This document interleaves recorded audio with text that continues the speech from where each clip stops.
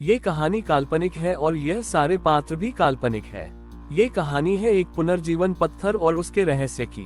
कई 100 साल पहले की बात है। हिमालय की गहरी घाटियों में स्थित एक प्राचीन गांव सत्यम अपनी रहस्यमयी कहानियों के लिए जाना जाता था। इस गांव में एक प्राचीन मंदिर था जहां एक रहस्यमयी पत्थर को छुपाकर रखा गया था। इस पत्थर को पुनर्जीवन पत्थर के नाम से जाना जाता था।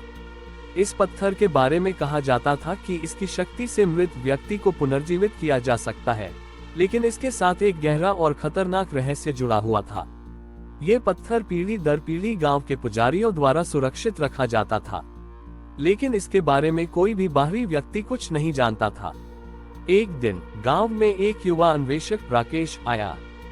राकेश को प्राचीन रहस्यों और इतिहास में गहरी दिलचस्पी थी। उसने गांव वालों से पुनर्जीवन पत्थर की कहानियां सुनी और उसका मन उस पत्थर के रहस्य को जानने के लिए उत्सुक हो उठा।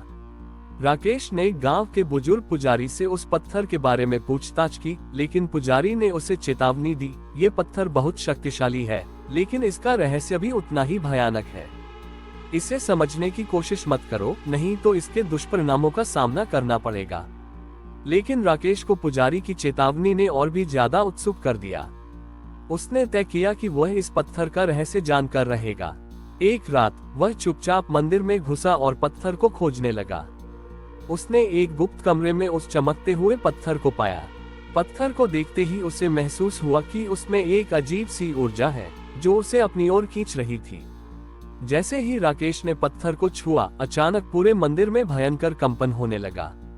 पत्थर से एक उज्जवल प्रकाश निकला और उसके सामने एक छाया प्रकट हुई। ये छाया किसी प्राचीन योद्धा की थी जो बहुत समय पहले मारा गया था। छाया ने राकेश से कहा, तुमने उस रहस्य को छेड़ा है जिसे छेड़ना नहीं चाहिए था। अब तुम्हें इसका परिणाम भुगतना होगा।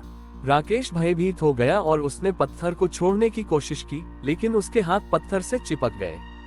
अचानक उसे दिखाई देने लगा कि उसकी आत्मा पत्थर के भीतर खींची जा रही है। उसने खुद को छुड़ाने की बहुत कोशिश की, लेकिन वह पत्थर की शक्ति के सामने असहाय था। अगली सुबह जब गांव वालों ने मंदिर का द्वार खोला तो उन्होंने राकेश को पत्थर के पास बेहोश पड़ा पाया। जब वह होश में आया तो उसने महसूस किया कि वह अब भी जिंदा था, लेकिन उसके भीतर कुछ बदल गया था। वह अब अपने पुराने स्वरूप में नहीं था। उसकी आत्मा का एक हिस्सा उस पत्थर में फंसा हुआ था। बुजुर्ग पुजारी ने उसे समझाया, ये पत्थर जीवन और मृत्यु के बीच का द्वार है। जो इसे छेड़ता है उसकी आत्मा हमेशा के लिए अधूरी रह जाती है। तुमने इसके रहस्य को जानने की कोशिश की, लेकिन ये रहस्य कभी सुलझाया नहीं जा सकता। अब तुम्हें इसके बोझ के साथ जीना होगा। राकेश ने उस दिन से पुनर्जीवन पत्थर के रहस्य को समझ लिया। वह जान गया कि कुछ रहस्य इंसान की समझ से परे होते हैं और उन्हें छेड़ने का प्रयास केवल विनाशकारी परिणाम ही लाता है। वो पत्थर वहीं छोड़कर गांव से चला गया और उसके बाद कभी किसी ने उसे नहीं देखा।